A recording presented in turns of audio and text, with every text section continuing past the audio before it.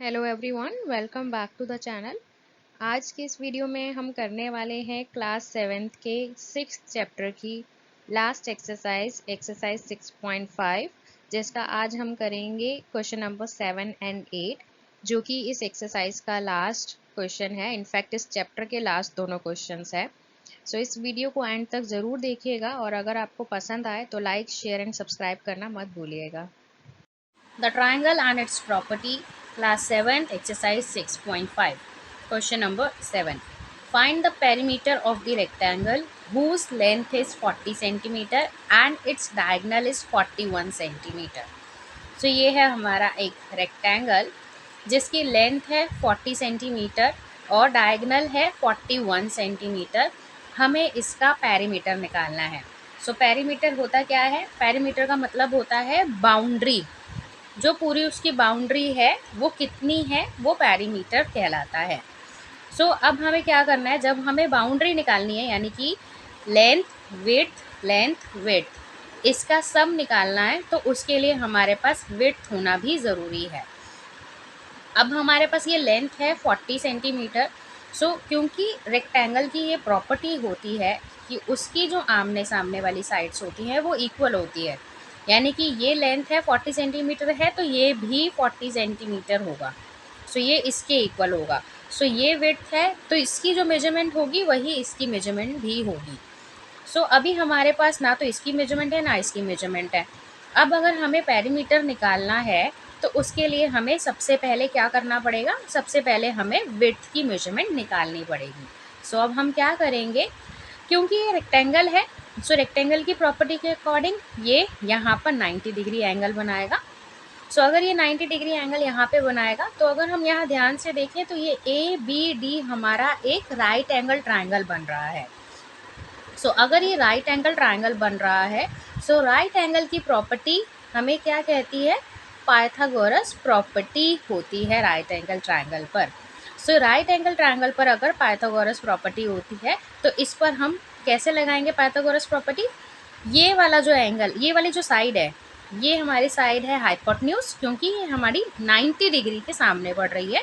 सो ये है हाइपोटेन्यूज, ये है हमारा परपेंडिकुलर और ये है हमारा बेस। सो हम क्या करेंगे, सबसे पहले हम लेंगे इन ट्राइंगल ABD।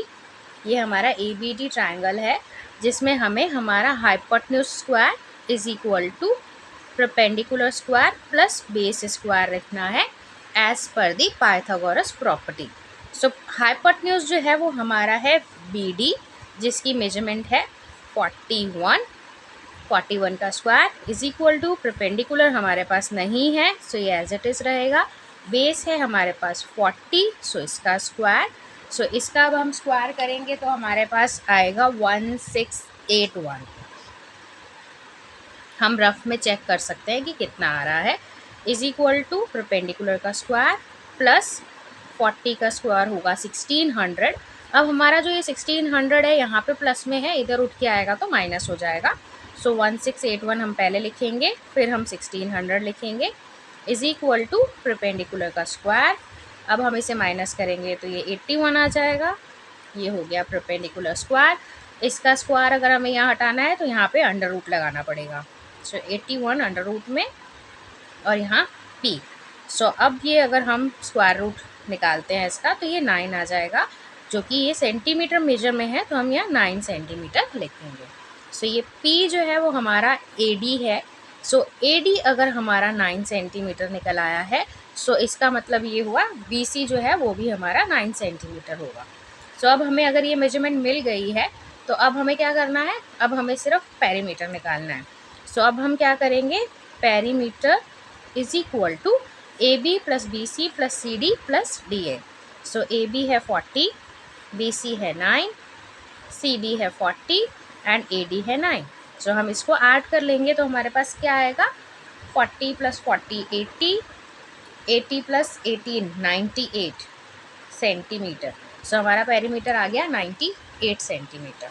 सो इस तरीके से हमें पेरीमीटर निकालना होता है। Question number 8, the diagonal of a rhombus measures 16 centimetre and 30 centimetre, find its perimeter. तो ये है हमारा एक रोम्बस, इसके हमें डायगनल्स जो है वो गिवन है 16 एंड 30 सेंटीमीटर। अब हमें इसका भी पेरीमीटर ही निकालना है।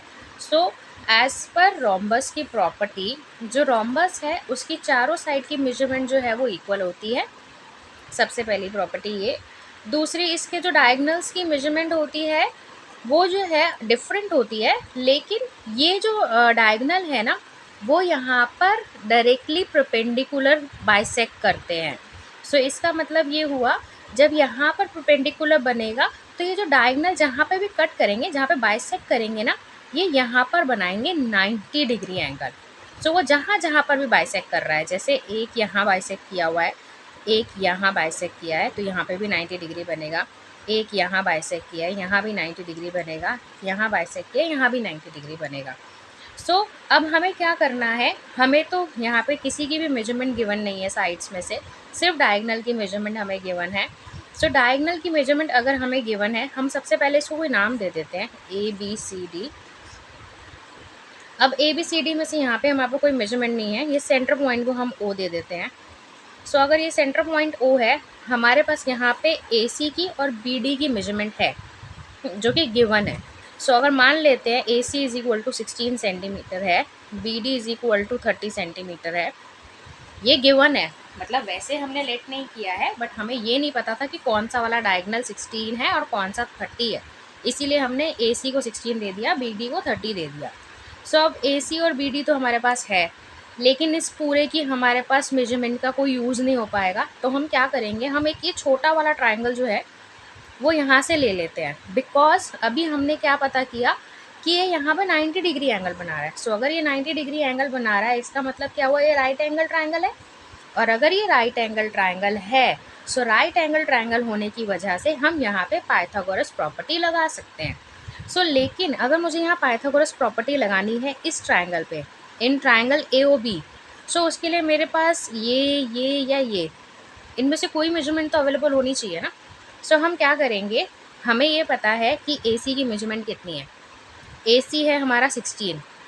सो अगर AC हमारा 16 है तो ये जो हमारा मिड पॉइंट पे कट कर रहा है, तो ये जो हुआ हमारा AO, ये हो जाएगा इसका हाफ, यानी कि 8 सेंटीमीटर। अगर AC 16 है तो AO हो गया हमारा 8 सेंटीमीटर। उसी तरीके से BD अगर हमारा 30 है तो ये BO जो हो जाएगा वो हमारा हो जाएगा 15 सेंटीमीटर। ओके, सो अब हमारे पास ये और ये मेजरमेंट आ गई है, सिर्फ एक ये वाली मेजरमेंट जो है वो हमारी मिसिंग है, और सिर्फ ये एक मेजरमेंट हमें मिल जाएगी तो हमारी ये और ये भी पता चल जाएगी हमें, क्योंकि ये रोम्बस है और इसकी सारी साइड्स इक्वल होती है। सो अब हम क्या करेंगे, इस पे हम लगाएंगे Pythagoras property. So by Pythagoras property, AB का square is equal to AO का स्क्वायर प्लस BO का स्क्वायर।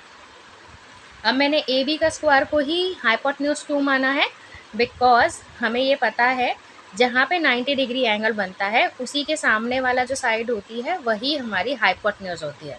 सो ये 90 डिग्री के सामने जो बन रही है वो AB है। सो AB हमारा हाइपोटेन्यूज है जिसको हमने इधर रखा, और बाकी दोनों जो है वो हमने यहाँ मेंशन किए।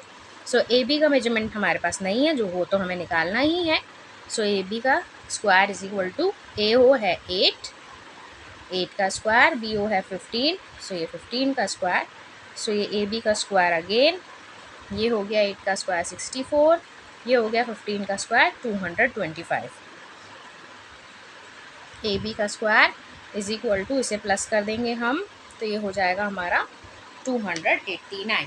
सो 289 क्या होगा, ये स्क्वायर रूट में चला जाएगा और यहाँ का स्क्वायर हट जाएगा। सो जब हम इसको स्क्वायर रूट कर देंगे तो ये आएगा 17 सेंटीमीटर। सो ये हो गया हमारा AB 17 सेंटीमीटर।